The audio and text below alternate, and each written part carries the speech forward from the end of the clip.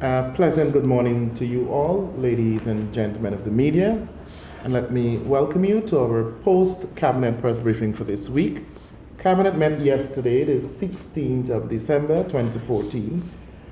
And coming out of that meeting, the head of the Presidential Secretariat and Secretary to the Cabinet, Dr. Roger Luncheon, will bring you highlights on a number of matters Cabinet wished to bring to the public's attention through you, the media, after which we will entertain questions this morning only on Dr. Luncheon's opening presentation. We have very limited time, so I'll hand you over immediately to Dr. Roger Luncheon. Thank you, Kwame, and good morning again, ladies and gentlemen of the media. Cabinet met yesterday on the 16th of December 2014. Arising from that cabinet meeting, these are the matters I intend to bring to yours and the public's attention. As usual, contracts for which cabinet granted its no objection to the awards, civil society encounter, municipal industrial action, and legal proceedings involving the government. Allow me to start, as usual, with contracts, as I said, for which Cabinet granted its no objections to the awards. I start first in the public works sector, and we're dealing here with roads and the rehabilitation of the Quarantine River Bridge.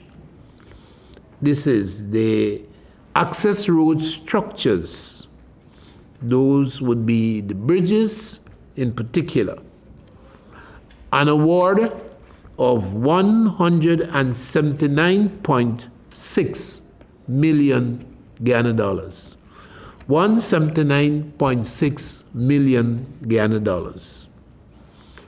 We're still in the public works sector, and this one is dealing with roads also, and it addresses the award of a consultancy for road safety public awareness. Road safety public awareness. And that award, $180,350 US. Our mathematicians have advised that is about equivalent to 37.5 million Guyana dollars. 37.5 million Guyana dollars. Public works continue, and this one is in the maritime sector, and the contract for the supply of spares for the buoys and beacons, and that award $16.8 million Guyana dollars. $16.8 million Guyana dollars. We return to public works again, and this is the maintenance of, the procurement of spares for vessels. That was actually $217.6 million. The provision of spares, procurement of spares for vessels, that's $217.6 million. The supply of spares for the maintenance of buoys and beacons, That is 16.8 million Guyana dollars. So we have spares to maintain the buoys and the beacons, and that's 16.8 million. And we have spares for the vessels, and that is 217.6 million Guyana dollars. We're still in public works, and now we're dealing with the civil aviation sector, and this is an award for training of 17 air traffic controllers in the area of controlled surveillance. In the area of controlled surveillance, 50 million Guyana dollars. 50 million Guyana dollars. Then we have still in public works, and we're dealing here with the maritime sector, and it is the docking of the MV Canoan and the Sabanto. You may recall those are the two recently acquired ferries that ply the Georgetown, the Perico to Supanam segment in the Essequibo River. These two Chinese ferries would be going to dry dock at a cost of 50 million Guyana dollars. Lastly, in health, the contract for single sourcing of the consultancy form, and this form is their services are being procured to conduct an evaluation of nurses training program, the nurses training program, and that is at a cost of US 97,000, which my mathematicians are saying it's roughly equivalent to 20.24 million Guyana dollars. An evaluation of the nurses training program, an activity collaborated with the UNDP to assess the nurses training program.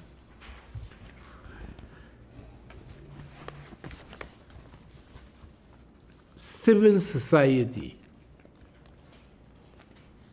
The PPP Civic Administration has noted the planned attempt to organize civil society entities in Guyana. The information was conveyed, among other sources, in a letter to the President by presumably the chief organizer, Mr. Philip Mozart Thomas. The support of the administration was sought in that correspondence. The administration, cognizant of the sensitivities involved and noting the reactions of many would-be fellow supporters, has made the following decision. the administration hastens to inform the Guyanese public that it dissociates itself from this effort to organize civil society entities in Guyana.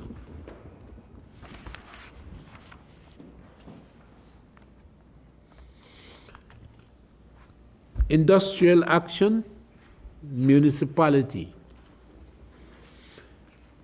Cabinet was given an extensive report on the onset of industrial action in the Georgetown municipality. Cabinet's views were primarily at the uniqueness of this resort in the end 2014 period that has seen, and I think this needs to be understood, it has seen minimum industrial action, whether in the public or in the private sector. The onset of industrial action in the Georgetown municipality was essentially somewhat of a surprise to the cabinet and presumably to many of the Georgetown citizens and ratepayers who became aggrieved, affected by the consequences of the municipal industrial action that primarily led to the closure of the municipal markets. Fortunately, the segment that was worse affected, those with perishable goods, concessions were made to them to salvage their goods, and up to the end closure of cabinet, it did seem that saner heads were prevailing, and the basis for the industrial action was being reviewed by the city council, the union, and the officials from the Ministry of Labor.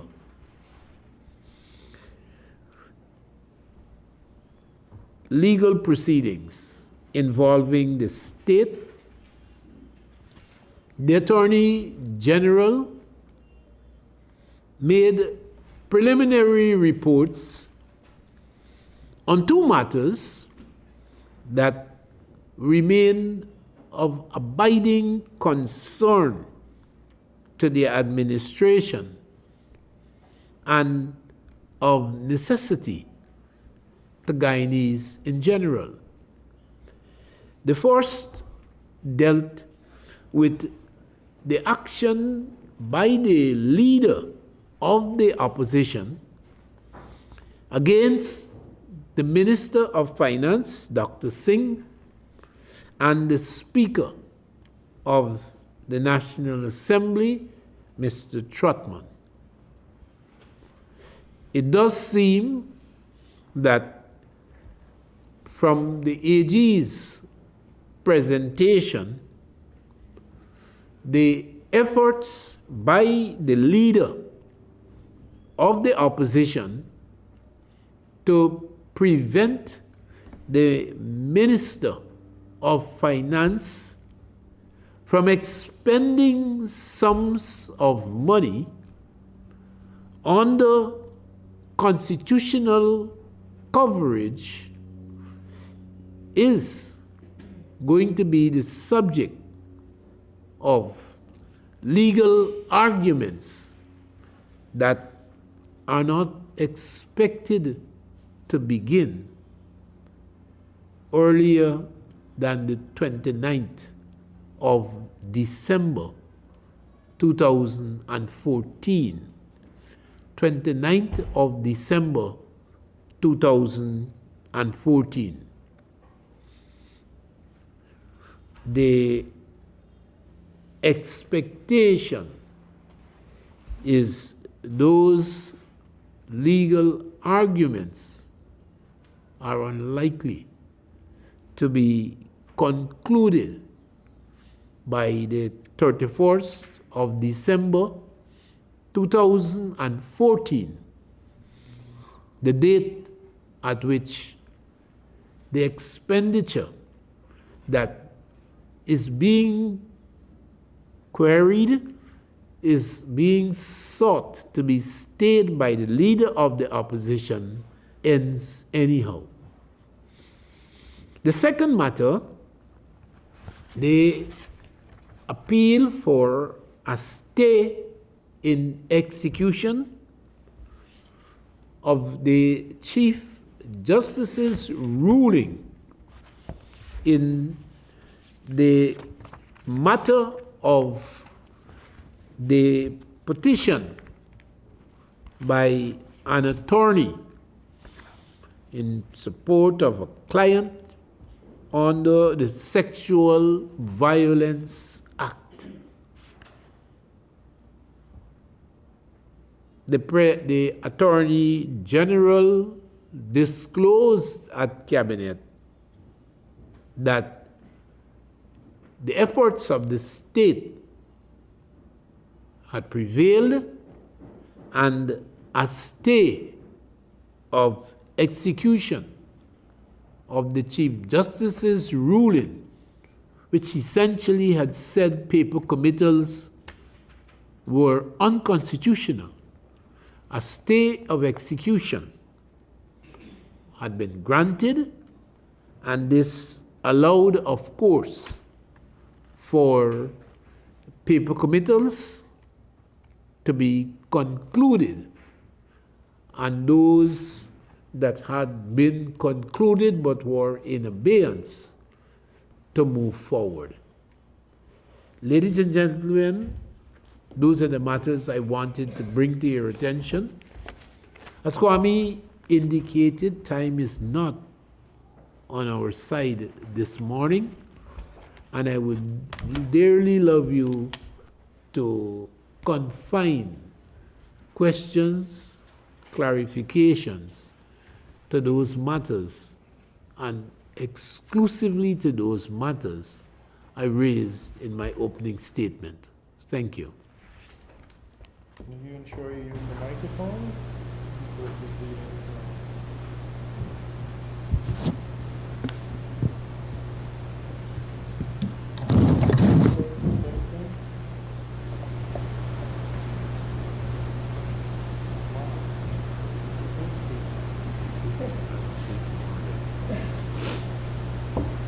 Any questions?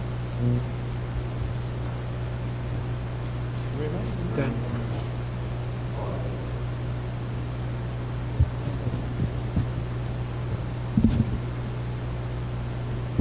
Raymond Cummings Chronicle, could you tell us the government's view on the industrial action being taken at City Hall right now? Well, I must provide you with an update subsequently provided earlier this morning to indicate that to the extent market opening reflected the cessation of industrial action, all of the municipal markets are reopened. All of the municipal markets are reopened. As I said in my opening statement, this resort to industrial action, whether public or private sector, in the last part of 2014 has, and I would knock on wood, been a bit of a rarity. Strikes and such like have not indeed been easily resorted to by the different factions involved in grievances at the level of bargaining units. And to that extent, a strike by in the municipality by municipal workers was a bit of a consternation, a bit of a surprise. Fundamentally, the council had sought to link their demands for improved benefits as councillors with the local government officers' requests for the 5% increase that had been provided by the same council to the GLU organized workers. And because the council was initially adamant, the officers had proceeded on strike.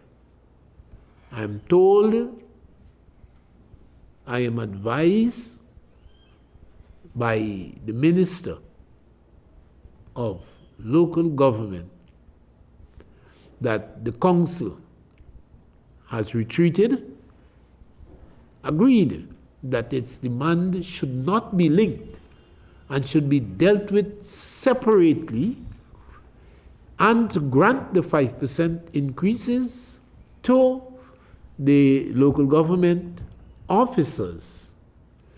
And they have withdrawn from industrial action and opened up the municipal markets. Are there any other questions?